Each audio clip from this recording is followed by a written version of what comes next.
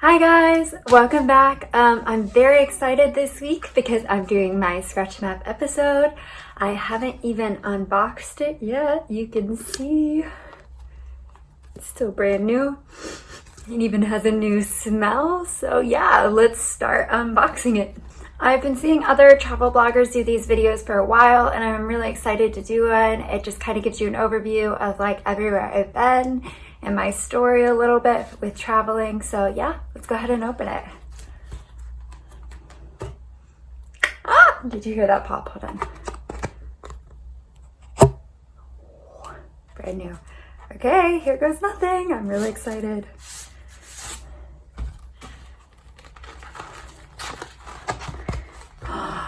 It looks so pretty. This is even better than the one I have in the States. Holy coolness. Look at this. Oh, that's so cool. Okay, I'm gonna go flatten it out. I'll be right back.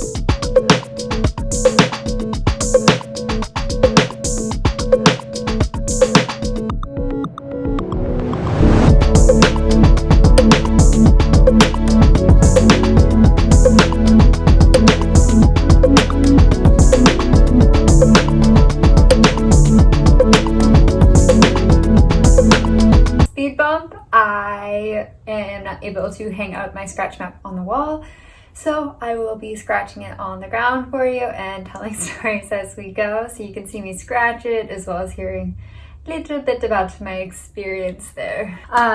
So yeah, let's go to where it started. In 2015, I was in Daytona Beach on spring break where I met a guy and he was like, come to England sometime. And I was like, I'd never been on a plane before, and I was like, sure, yeah, let's go. So I saved up money for 3 months working at my Winn-Dixie grocery store, and then I jumped on a plane and I got there and he said his house had been sold and he wasn't able to put me up anymore. So I ended up going to London to stay in a hostel by myself. So I stayed there for a week, had the best experience. It was so much fun. I met some really good friends, Kate and Taylor, and yeah, I look back with really fond memories of my first international destination.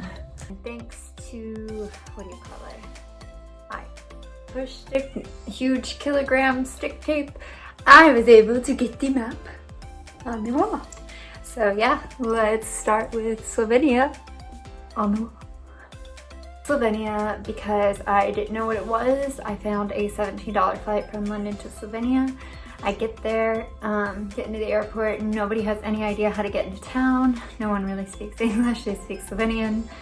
So I get to this bus stop and I meet some people who are waiting and none of us have any idea if a bus is gonna come. We wait an hour and a half. Bus comes, we go into Ljubljana to start one of the most amazing adventures of my life. Ljubljana was amazing and I hung out with these same people I met at the bus stop. We went on a pub crawl, had so much fun, did Britney Spears karaoke, and then I went off on my own up to Lake Bled, which is this beautiful place with a castle in the middle of a lake.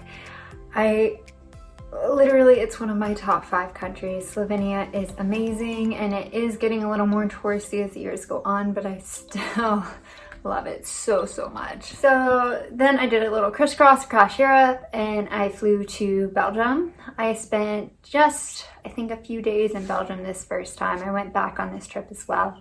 And I actually had a really bad experience. I flew into an airport in a not so great area in Charleroi, Belgium, in the middle of the night, and I got chased through the train station, had a breakdown, couldn't find my hostel after that, had to hide in the ladies' room until these people chasing me left. And then I got to the hostel and I was settled, and then I actually ended up having a pretty decent time. I made some friends and we were able to explore the city together. Had some like Belgian waffles and chocolate, and like Brussels itself is beautiful. So I do want to go back and give it another chance and go to Bruges and Antwerp, but that was my experience in Brussels. After Belgium, I flew to Budapest in Hungary. And I ended up staying on the Pest side, which is the party side, and I did like the whole partying backpacker thing at 19 and like went a little crazy. And then after that, I stayed on the Buddhist side and did a little bit more of the art and culture thing, and Budapest is incredible. Also, shout out to Will, Joe, and Lauren. You guys took care of me when I was in Budapest. I know I was kind of a handful at that point, so thank you, and I'm so glad that we've stayed in touch all these years. All right, let's move on to Paris. I wonder why all the countries I've done so far are green. I thought they were going to be different colors, but maybe when I move into different continents, they'll be different colors. All right, I'm going to keep Paris short and sweet. Paris was rough for me. I got to Paris and I went and explored a little bit by myself. Then I ended up getting dysentery, if any of you know what that is. I'm not going to talk about it on here, look it up. So I got very, very, very sick, and I had to still try and like survive for a few days before I went back to the States. I also broke my toe there. Somebody slammed a door over my pinky toe. So I had a rough experience in Paris. Okay, so after that trip, even though I had my ups and downs through it, I was absolutely hooked. I had the travel bug. And I couldn't really travel because I was pretty low on money and studying. And so the next time I got to travel was to Mexico over spring break with my friend Reese. At this stage, we were both like the kind of like, let's party, but we also really loved culture and getting to know like the actual people. So we decided to do a little bit of both. We went into Cancun and stayed in proper Cancun, not the hotel area. The hotel area is like a mile strip of land outside of Cancun. So we stayed in a hostel inland and we met the best people. Then I actually lost her in Cancun. Oh my goodness. And then we went to Tulum and had a great time there, kind of getting to know the culture. And then where did we go after? I think we went back to Cancun for a little bit, but we definitely split our time between like partying and like adventuring. And so we went to like some cenotes and did some like diving trips. We had a blast. So like I love Mexico. I started to learn my Spanish in Mexico. So that place will always have a special place in my heart. All right, so next, I think it was in August of 2016, I went to Costa Rica with a coworker that I worked with. Unfortunately, we didn't travel well, so like we stopped being friends. I have no ill will towards her, but sometimes you just don't travel well with people. But ended up having a decent time there. Like Costa Rica is beautiful. At the end of my trip, I accidentally got caught in like a little bit of a mudslide and shattered my ankle. So that wasn't fun, and had like rescue come out and like they were holding my leg, but my leg was broken too. And yeah, flew back to the States and got surgery, and that is the short and sweet version of my time in Costa Rica. Okay, so up next was Puerto Rico. I took myself there in 2017 on my 21st birthday. I wanted to give myself a little present after I had recovered from the broken leg and shattered ankle incident. So I went there, I went solo, and I had a really good time there. There was these like rock slides in people's backyards that were super fun, and I met some really kind people, and I just really appreciated the culture. When I was there, I couch surfed, so I stayed with somebody off of couch surfing for a little bit, and then I went to a couple different hostels.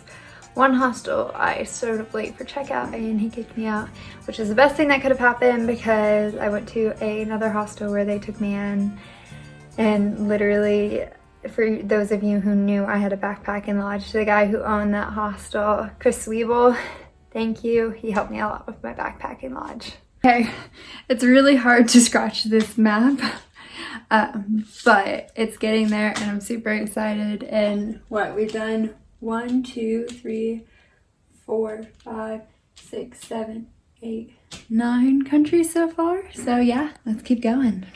So in December of 2017, I actually went to Mexico for the second time. So this is just a little bit of my trip on the second time, and I absolutely loved it and can't wait to go back again. Okay, so the next trip I took was really special. It was unique in a couple different ways. So 1, I went with a partner of mine at the time, and 2, Oh, it was a road trip. So yeah, it was really fun. We get there and we rent a car and we stay in Oslo, and then we go up into the middle of nowhere, stay on like this wooden fishing boat out there. Then we road trip up to Geiranger, which is really popular.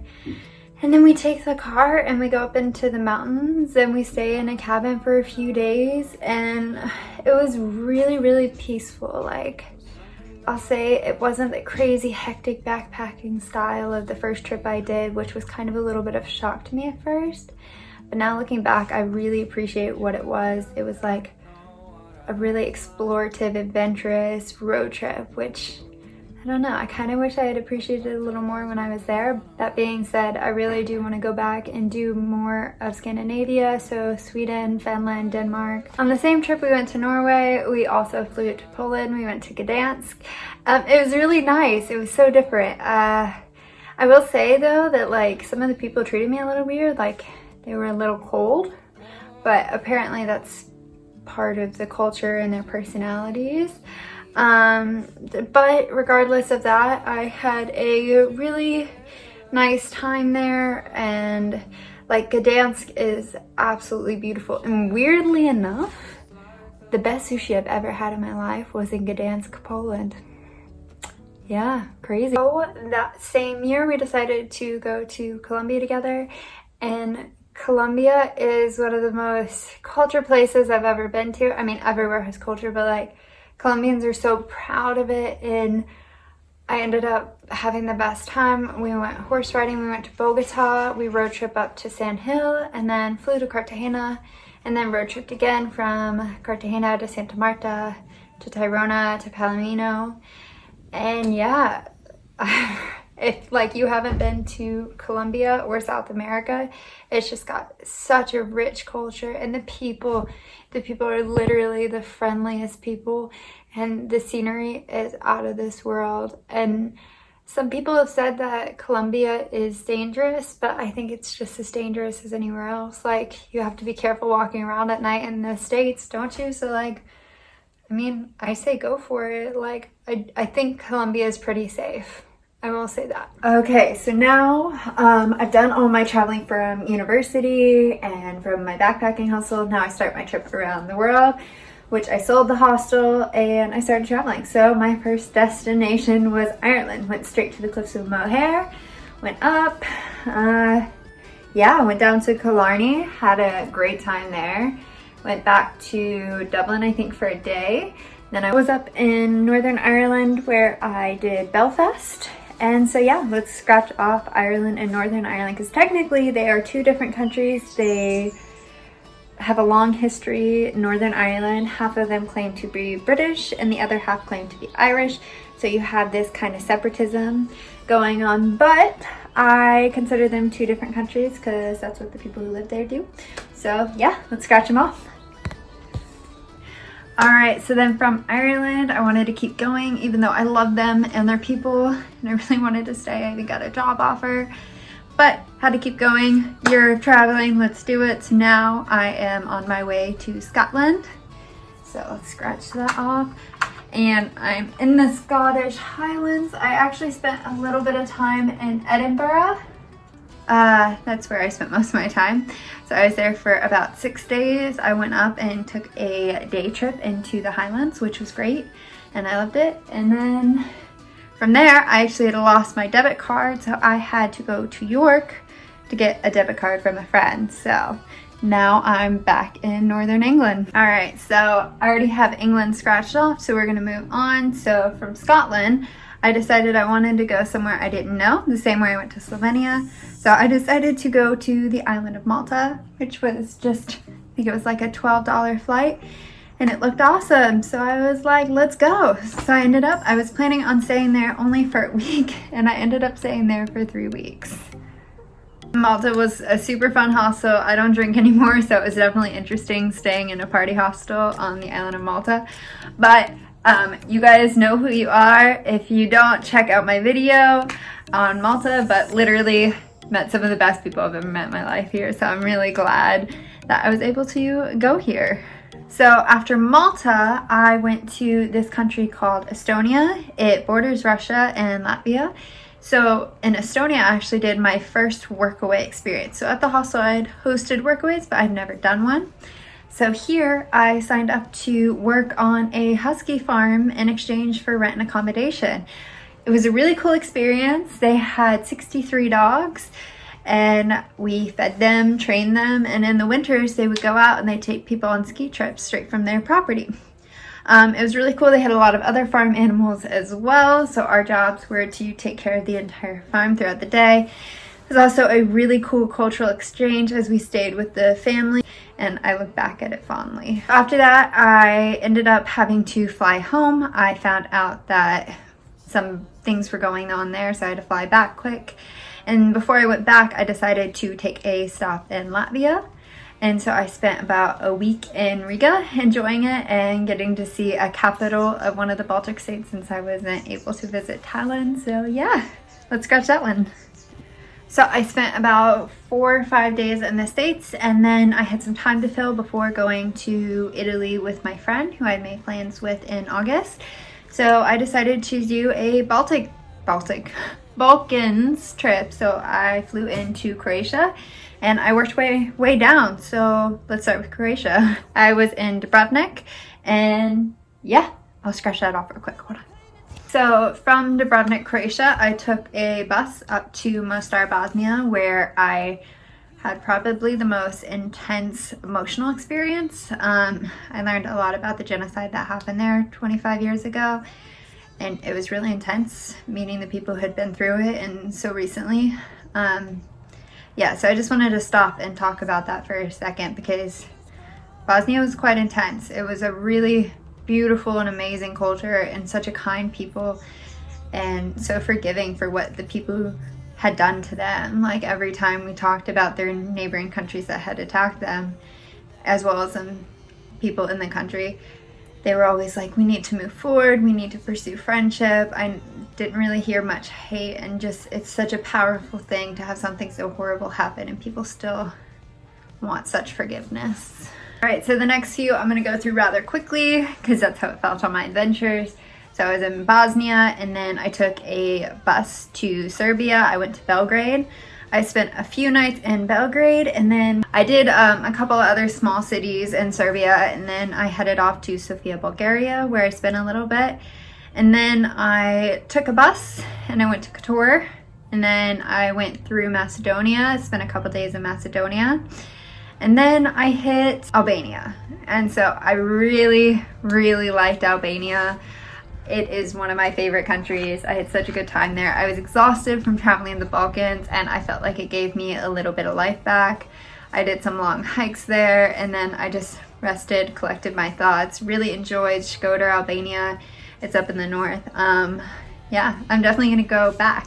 Also, fun fact, Dua Lipa is actually from Albania. So basically the point of this is I went to almost every Balkan country besides Montenegro. I flew out of the airport in Montenegro, but I don't count it because I feel like I need to have an experience and at least spend a few days in a country to count it. I've scratched off an eensy beensy bit of grace, but that's okay because I'll make it there one day. But here's what we have so far. Alright, so after that I went to Italy to meet my best friend for her birthday, and then afterwards I stayed with a friend I had met in Malta and his family.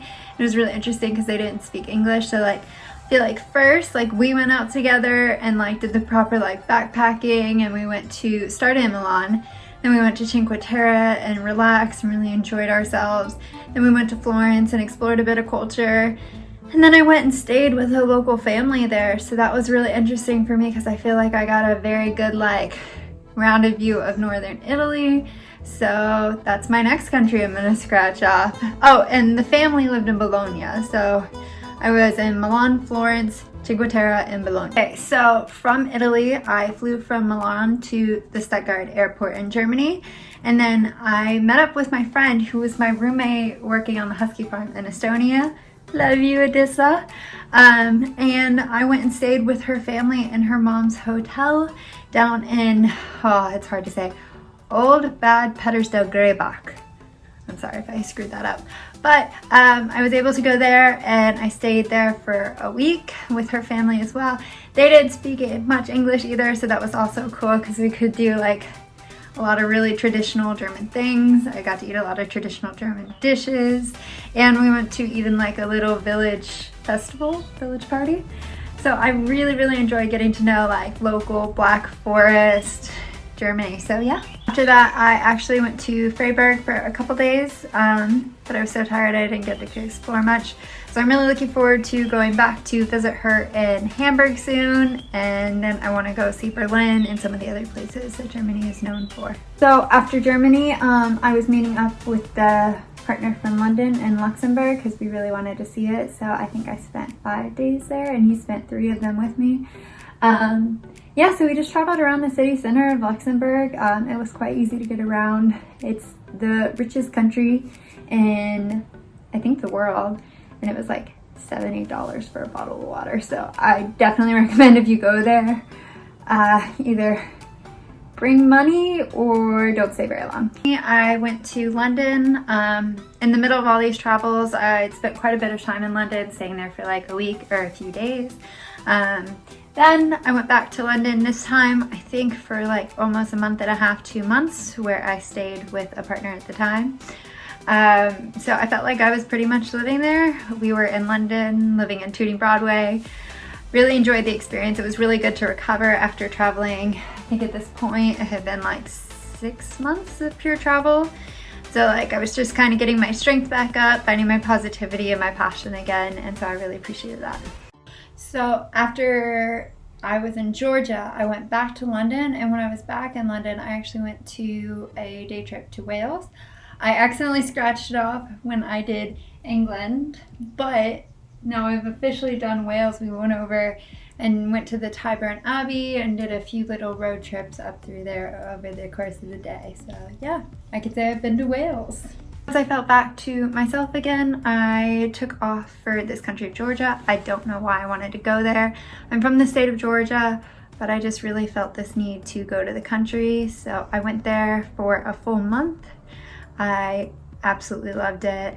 Georgian food is incredible, and the Georgian culture is unlike anything I could explain. It's not European, it's not Asian, it's on the Eurasia border. It borders Russia and the Black Sea, but it's, I don't know, you just have to go there. So after Georgia, I hopped back to London. I was in London, I think, for a couple weeks, and then I went down to Kenya to do my second workaway. I stayed here for a month. I worked in a slum. It was called Githurai 45 in Kenya. I was doing period normalization and empowerment. So we went to the schools, especially where girls couldn't afford to buy maxi pads or sanitary pads. We gave them to them. I also accidentally fell into a teaching position. So I was teaching, I guess, what would you call it in English? Pre-K? No, I was older, like 5-6-year-olds.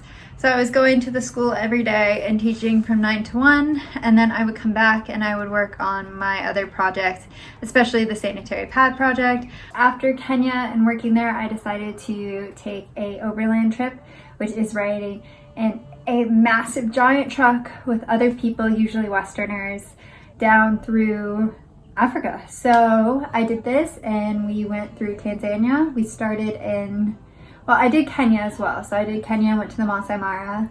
Then I did Tanzania through the Serengeti, comes back through Kilimanjaro, Dar es Salaam. Tanzania was the most aesthetically pleasing country I went to in Africa. It was absolutely gorgeous, and it just felt like a giant jungle everywhere and so many different ecosystems.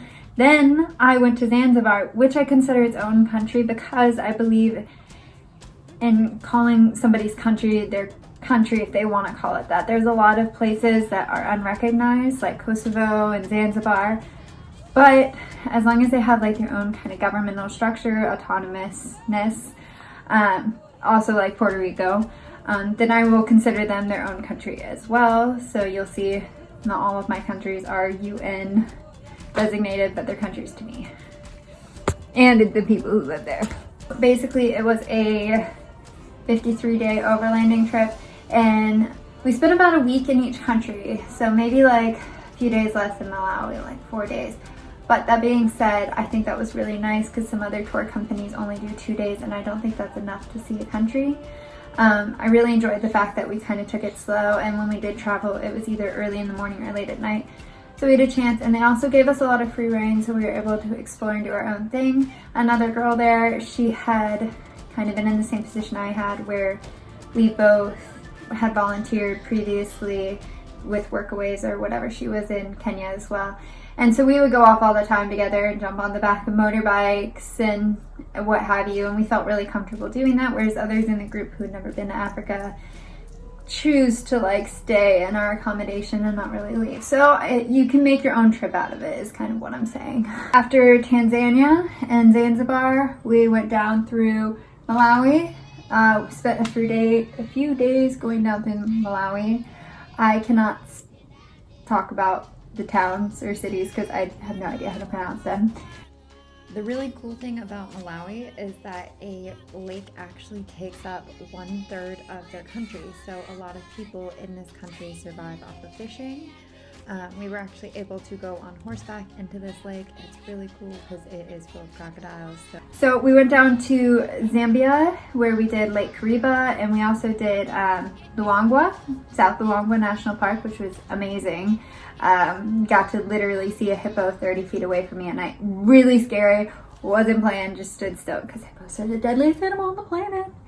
And then from there, we went to Zimbabwe where I did, with the trip obviously, Harare, Bulawayo, Matopos, and Vic Falls.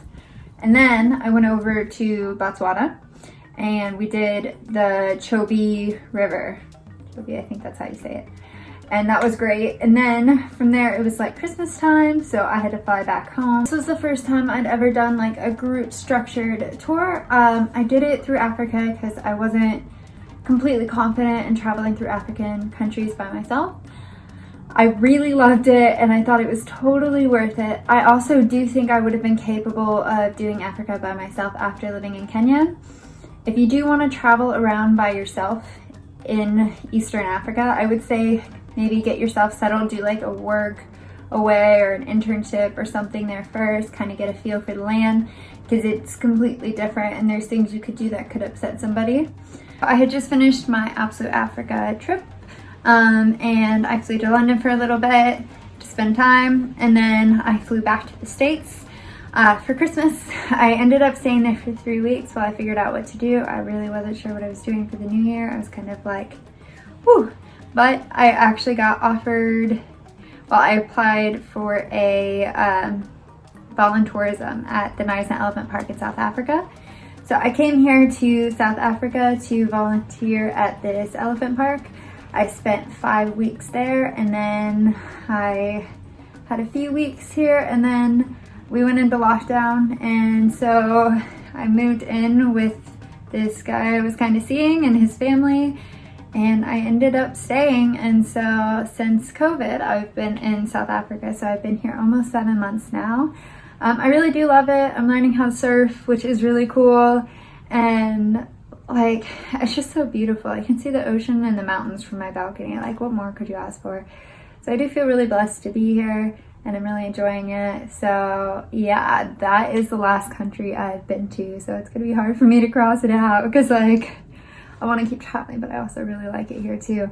And I might be moving to Cape Town soon, like in the next 6 months, so we'll see how everything goes. Maybe I can use this as a home base for a while. So yeah, here we go. South Africa is also a little hard to scratch because you have 2 autonomous nations in South Africa. You have Lesotho and Swaziland. And so they're in South Africa, but they are their own countries, and so you have to go around them. I'm saving the US for another video, so scratch map video. And I want to do it by state/region. So yeah, stay tuned for that. And thank you guys for watching this little overview of all of my travels. I've really enjoyed scratching the map, and honestly, it's right next to my bed, so it just gives me more motivation to keep traveling and doing what I love. So I really appreciate everybody here. Let's change the angle. And yeah, so let's keep traveling, and I'll see you guys next week with another video. All right. If you like this video, please comment, share, like, subscribe, whatever you want. I really appreciate all the support, and I love looking at my map, and thank you guys for being supportive on my YouTube journey. I can't believe I have almost 300 subscribers and what, 217 watch hours. Like, that means people watch my videos for 217 hours. That's insane. So thank you guys, and yeah, I'll see you next week. Bye.